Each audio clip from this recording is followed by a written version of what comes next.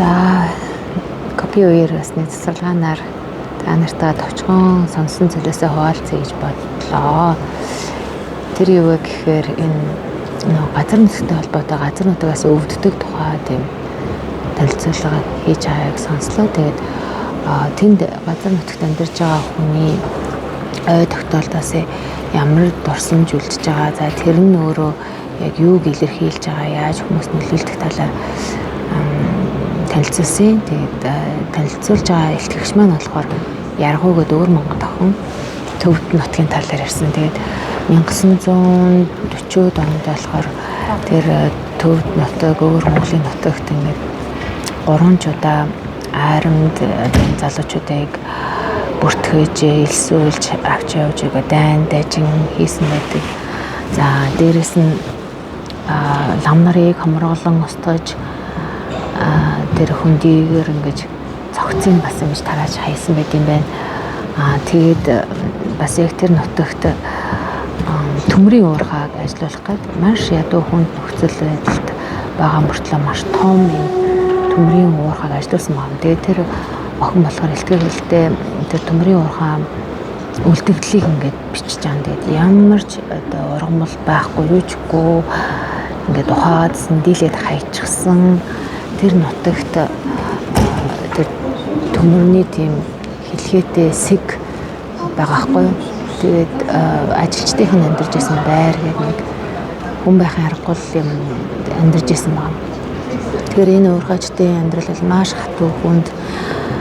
Тэгээд тэр орон нутагт ингээд малчдын дунд судалгаа хийгээд ярилцлага явуулж байхад бол тэр одоо Ахмад үеийнх нь бага насныхаа дурсамж хэлэхдээ өө эн чинь ингээд юмд бүдрээд унсан чи хүний ас байсан гэдэг юм уу те. Тэгээ яриагаа эхлүүлэхдээ за энэ нутаг асар их зовлон туулсан да, энэ хүмүүс асар их зовлон амссан да гэж ярьж ирсэн юм байна л да. Тэгээд ингээд тэрнтэй холбоотойгоор энэ хэдийгээр бид гоё яриад байгаа ч гэсэн те нүүдэлчин ард иргэдийн түүхэн амьдралд ингээд шудраг бус байдал гэх юм уу, хаахцал, харгислал, хүчирхийлэл гэдэг аюух олон юм гэж өрнөцсөн байна л да. Тэгээ тэрнээс нөгөө газар нутагтай юм уул мөрөлдөөгээд явчихж байгаа. За тэгэхээр ингээд яг иймэрхүү жоон гонигтай юм шиг яриа хизээ өрнөсөн гэхээр хинтээд нөгөө малчдын зөвлөгөөнөр явж хаад бас тэр бүр хүмүүгийн булшны археологийн малтлагын судалгаа хийж байгаа байхгүй юу. Тэгэл энэ сайхан хүндий, тэг ононголын хүндий ямар өсгөлөнтэй гоё юм бэ гэж бид нар ингээл тэр хүндийнүүдийг туулаад явж хахад нэг хүн за дээрүүд энд бол одоо дайчин байлдаан л болж исэн да гэж хэлж байгаа юм. Тэгэхээр нөгөө дээр үе гэдэг утгаараа за арайч нөгөө хүний ясан масан гэж өгшүүлж өсөөгүй болохоор тийм ойрхон тусахгүй байгаа. За дээр үед гэж тэгсэн ч гэсэндээ хүн хүнээ алж исэн тийм түүхлэг болчихж байгаа юм л да. Хүний амь насанд ингэж хурж тий зогсоож тасалж цус асгах юм аимшигтай хүчирхийллийн түүх бас өрнөсөн байна л да газар нутагтэр. Тэгээд эргээд ингээд Библиэтэй уяад бодох юм бол хамгийн анх юм шудраг усаар өөрийнхөө амь насыг алдаж тэр цус нь асгарч газар руу унах үед газар ангааж тэрийг сорох үед тэр цус бурхан руу хашгирсан гэж бурхан номдо бичсэн байдаг. Библиэд тэгэхээр яг бурханы хувьд бас ямар айхтар тийм хүнд шарах сорив бас болохоор тийм зүйл болж байгааг анзаарж байгаа х тийм ээ. Яагаад вэ гэхлээр сайн сайхан амьдрахаар бүр диваажин бүтээгээд ингээд байрлуулсан хүн нь нэгдүгээрт нүгэлүүлдээд бурханы үгийг дахгүй гээд хаяа явж байгаа. Хоёрдугаарт бол тэгэл бурханы үгийг сонсохгүй бол яхаа өөрийнхөө л явна штэ. Тэгээ дургуур өгсөн бол дүүгээ алж байгаа байхгүй юу.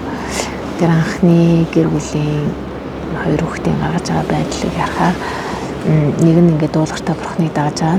Тэгээ бурханаас тайшаал магтаал хүртэж байгаа. Нөгөөх нь л тэрэнд нь хатаархаад дүүгээ хороож байгаа. Тэгээд хорохоос өмнө бурхан бас тэгж болохгүй шүү. Бие бариараа ормоо тавтчихлахгүй гэсэн сануулга өгч байгаа. Эндээс юу харагдаж байгаа юм бэ? Бурхан айл айлантай ойр татна харилцсан байгаа байхгүй. Абелтэй ярьсан яриа бол байхгүй штэ. Яг мэдэртрээр хооронд зөндөө гүнзгий гоё яриа өрнсөн баг. Гэтэл Каинтай яг тэр алуурчнд эзэн дуудаж ярьсан л байгаа юм л да. Тэгээ бодохоор хүн төрөлхтөнд бас юу байхгүй. Өөрийгөө зүтгэх тийм шалтгаан багц болчихж байгаа. Бид нэр одоо хүний амнаас нь хүрсэн байна. Бид нэр нутгаа айн цусаар ингэж байхтар гинтэд юм байна. Тэгээ газар нутаг гинтл авдаг, хүн гинтл авдаг юм байна. Тэгээд үндэстэн бас сэтгцэн гинтл авдаг.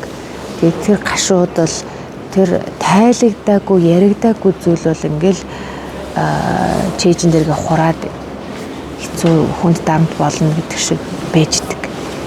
Тийм учраас энийг ярих ёстой. Деко барамтлаг үеэр энэ зүйл яригдаад байна л та. Яригдж байна. Газар дэлхий уйлж байгаа талаар, хүн хүнээ харгисалж байгаа талаар яригдж байна. Шударгасны тухай ярьж байна. За жишээлбэл одоо энэ нөөцийн хуваарлалтын шударга ёс тийм ээ. За тэгээд бас мэдээж энэ шүүх эрх мэдлээс одоо тогтоож байгаа шударгасны тэр үйлчилгээ. За байгалийн нөөцтэй холбоотойгоор тэр яг тэр ирээл нөх хуваарлалт дээр очиж байгаа хин ашиг хүртээд байгаа. За хин хохироод байгаа. Хин энэ хохрыг үүрээд тэр гарцыг төлөөд байгаа ингээл яригдж байна л да. Тэгэхээр их зөв талаас ярихгүй бол за огт одоо ашигт малтмалыг чинь малтчих болохгүй гэвэл бидний одоо амьдралын тэр нэгэн хэсэг болчихсон олон тийм тав дахыг бүрдүүлж байгаа зүйлс бол шууд энэ уул уурхай ашигт малтмалаас хамаарч байгаа учраас бид бол үгүйсэх ямарч боломжгүй. Яаж хийж байгаа гэдэг дээр л одоо яриа хэлцээрж байгаа байхгүй юу?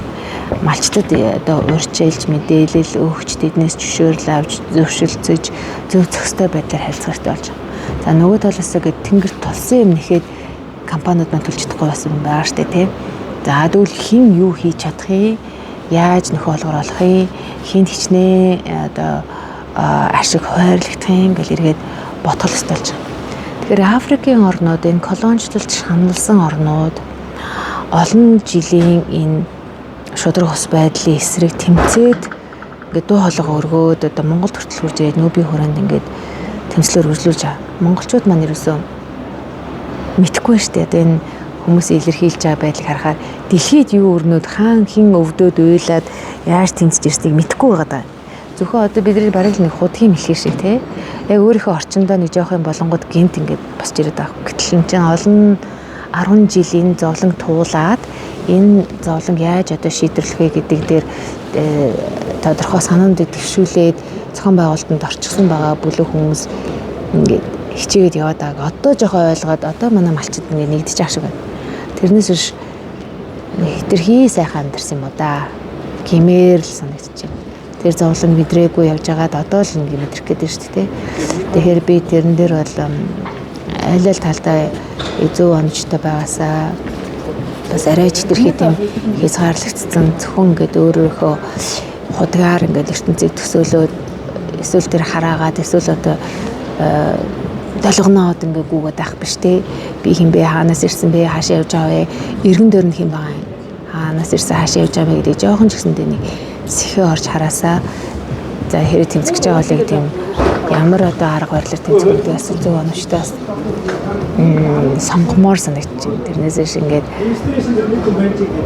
Facebook дээр их юм уулзаал гэдэг юм шиг байгаа юм.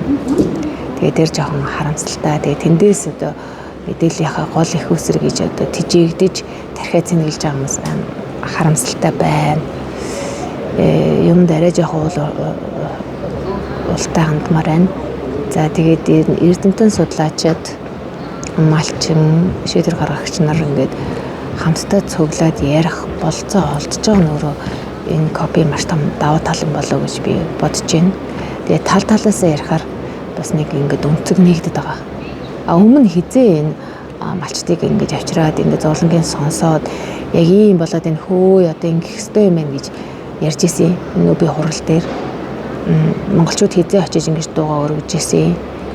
Тэгэхээр энэ давуу талаа бол ашиглах хэрэгтэй. Цаашдаа яг хаана юу хийгээд байгаа бас нэг ингэж хармаарсан гэж байна. Тэгвэл өргөжлүүлээд ингээд газар дэлхийг уйлуулад ингээ харгислаад ингээ яваад иж боломгүй байгаа юм. маш зөвлөн хандах хэрэгтэй болж байна. Хайр халамжаар хандах хэрэгтэй болж байна. Тэгээд энэ Библийн их хүчээсийг ойлгож байгаа ойлголтоо бас эргэж хармаар байгаа байхгүй юу? Бурхны хүсэл юу юм? Бурхны мөн чанар гэж юу юм? Тэнд өгүүлсэн түүх юуг хэлээд байна? Яг бичсэн үгээр нь тэр түүх жишээний санаагаар юу хэлээд байна гэж цогцоор нь ингэж бодож ойлгож ухамсарлаж амьдралдаа хэрэгжүүлэхгүй бол ер нь бол Библийг буруу ойлгосноос болоод энэ колоничлалын одоо бодлогыг зөвтгөж байгаа юм шиг тий бараг л одоо энэ холбох гээд ингээд зэрлэг капитализм ч юм уу эсвэл ийм харгас колоничлалтай энэ Библийн сэтгэл хөдлөлийг холбох гээд байдаг.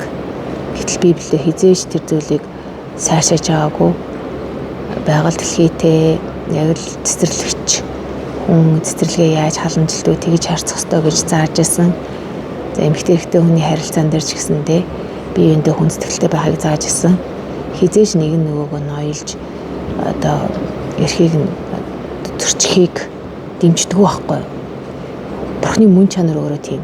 Тэгээ тэрийг ойлгоогүй буруу тайлбар, буруу ойлголтоос 100 жилээр үргэлжилсэн алдаанууд байна шүү дээ. Тэгээд тэрийг залруулмаар санагдаж байна. Тэгээд Петр Цукахера гэдэг юм Библийн багш юу гэж хэлсэн гэхээр 2000 жилийн турш Грекийн соёл ингэж автуулж юм том дарамт ачаа сүмч болгон үүрсэн. Одоо тэрийг болмоор байна гэж хэлсэн байхгүй. Тэгээд тэр Грекийн гэдэг нь болохоор эсвэл тэр дэлхийн соёл буюу хүний өөрийн бодол санаа. Тэр чинь ингээ орж ирээд өмүүлээд байна л та. Тэгээ яхаарахгүй хуйчилсан хандлага, нөгөөлт мөн чанар дамгаалж байгаа учраас тийм л байдалтайгаар ингээд амьдрчиж тэгээ одоо харин ухаарах, сэхэрэх, залруулах бас боломж байгаа даа л та. Тэгээ явсаар сүнөх тэр сүрэл рүүгээ бид нэгээ явж байгаа мэдчихлээ штэ. Ядаж ингэж олноороо мэднэ гэдэг чинь бас даваа тал. Арай жоохон ухаалаг, арай жоохон ирээдүгөө чиглэсэн амьдралаар амьдрах бас боломж нэгдэж байна гэж харж байна. За нэг иймэрхүү бодлоод хөрвж байна да.